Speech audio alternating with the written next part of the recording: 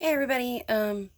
So I'm back and doing my Tourette's mom vlog. Today I was going to talk about school, actually, of all things, school, because it's kind of early in the morning here. Eric leaves for work really, really early, like 3 in the morning. So I've been up for a little while, had a cup of coffee, so I might be a little, you know, I'll be me. It'll be fine. But no, I'll have to get Joss up in a couple hours and get her ready for her day. So we are actually pretty blessed because even with her Tourette syndrome, um, we started homeschooling Jocelyn in like second grade.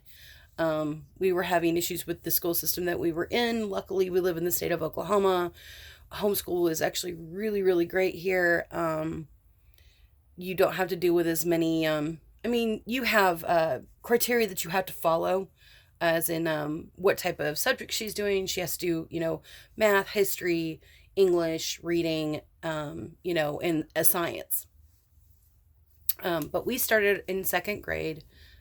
We just didn't like the school that she was in or how that they were handling certain things, and we saw some holes and things that we thought we could do better. And we had homeschooled our eldest daughter before, and it's not like we just jumped into it.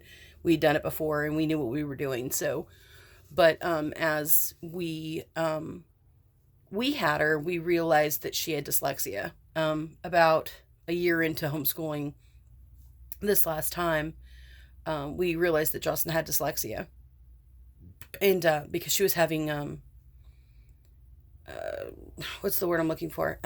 She was having issues with context and um, vocabulary, some other things, and we realized that that was what was going on. And not only that, we realized that we had that also.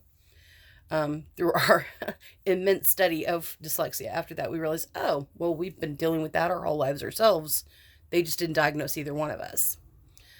One question that I tend to get about her Tourette syndrome is, do we think that we may have caught like her Tourette's earlier had she been in the public school system? It's possible. I mean, it was causing her a lot of anxiety, and I think that maybe her Tourette's may have come on sooner if she had been under more stress. But no, I mean, yes and no. I mean, everybody has their onset differently. I know people that they find out that their kids have Tourette's at 4 years old. And then there's other people who don't have a major onset until way later, or they don't understand what a tick looks like, or that, just like us, where we didn't understand what we were looking at, but we're with her all the time, and so we didn't see it as strange.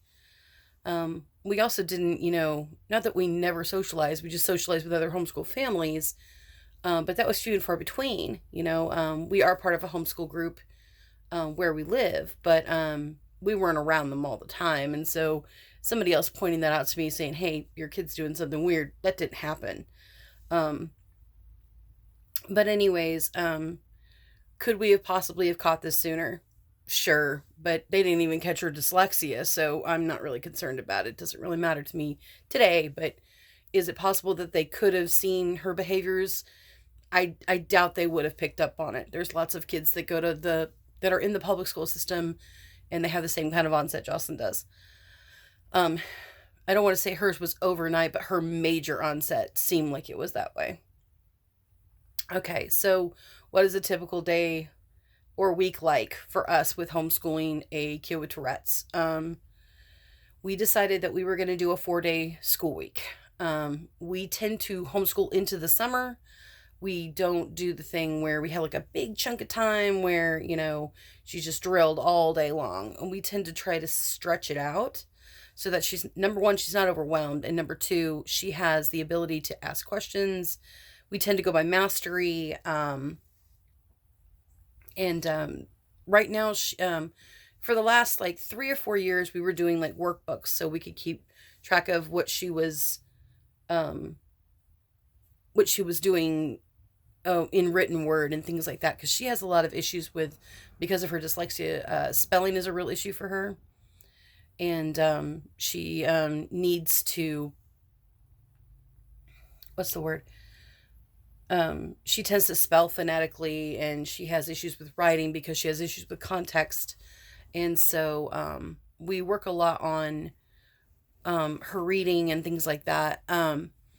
Just in that way. Right now, we're really working on using figuring out context in reading and regular reading.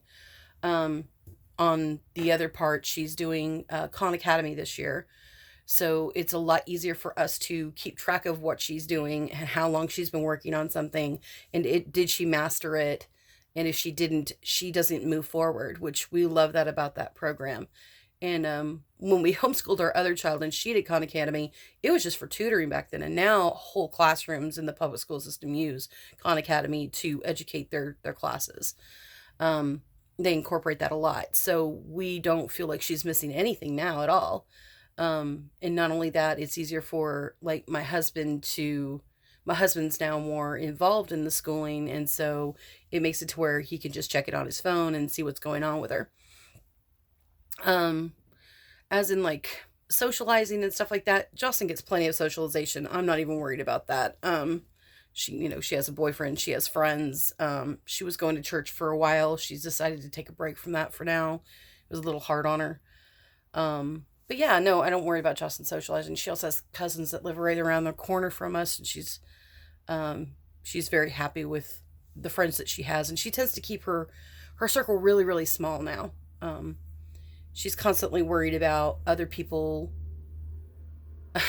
The biggest problem that we've ever had with other teenagers is the whole "you're faking" thing, um, because they don't understand what they're looking at, and they don't want to bother to ask questions. They'd rather just poke the bear, or or point at somebody and say, "That's weird. You shouldn't do that." But anyways, Justin's learned how to grow a thick skin about it somewhat. We also added a work study this year where she's helping out in a retail store that also creates products in their shop, and she's learning a lot of different skills and abilities that she would not have learned at home.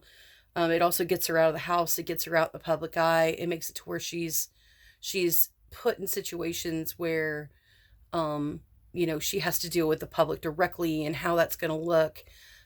She does have a button like that she wears. I actually make buttons for it's my business, and that says that she has Tourette's, and for to please be patient with her, and it seems to really help. And I think it builds her confidence like a lot, honestly. And I guess the last thing would be Jocelyn would be a ninth grader. She would be a freshman this year. And so the next 4 years are really, really important to get her ready for the outside world and be able to deal with that on a constant basis. Not that I'm really worried about it, but other people seem to. Are you socializing your children? Yes, she's fine. I promise you. She's not a dog. She's a kid. Um, College. Like I've said before, we had a lot of aspirations about college before. And not that Jocelyn's not very intelligent. She is absolutely very, very intelligent. She's not necessarily an academic. If she had to pick something to do, it wouldn't be reading, or sitting down doing a bunch of schoolwork. She likes hands-on stuff. So we're thinking more towards like tech school, actually, which will be great because in the homeschool, in our homeschool community and in this community here, the local tech school, Autry Tech, actually has a program for the homeschool kids to take classes their last 2 years of school. And then if they complete those 2 years, they're actually granted basically like a scholarship for like 4 more years for free. And so we definitely want to take advantage of that program if we can. She's looking at, right now, because my eldest child changed her mind a million times. She's looking at computer animation and graphic design, that type of stuff. She's very artistic and loves art, and she's very, very talented at art. But that's pretty much it. A typical week is get her up for school around 8:30, starts around 9, finishes right before we have to go to therapy on and she's got to be at therapy at noon, and then we come home, and if she has anything left to finish up, she finishes it in the afternoon, if we don't have any other plans. And then Tuesday, Wednesday, and Thursday, we're home, and we're really not out much, and we get a lot done more so during the middle of the week. And then Thursday we in the afternoon we handle bills and responsibilities. Friday is work study. I drop her off at her work study around 11:30. I go to therapy. She finishes up. She's part of multiple groups and things like she's part of a mineral society. I believe she's the president of the kids section on that. And she helps run booze, and she does work in a lot of different places, and she also babysits and does other things too. So it really depends on what her schedule looks like for that week. And so we try to keep it very simple to where she knows what to expect. That keeps her anxiety as much lowered as much as we can get it, is for her to just know what's going on and understand that, if we need to change things, then we got to talk about it. When you change things at the last minute on her, it's not going to ruin her world. She's adaptable. It's just, you could tell that there's a difference, and sometimes the tics are a little worse. It just depends. Today she's got therapy, so we're going to end up doing that. And then the rest of the week we'll probably just hang. It's starting to get cooler. Hopefully we'll stay in more, and we'll probably, we make dinner and all that stuff like that together tonight, and so it'll be fun. But that's that's today's, and I'll try to come up with something else tomorrow. And I'm trying to take it a little more seriously, and try to keep the videos a little bit more time cut for time. And so I'll see you guys later. Bye.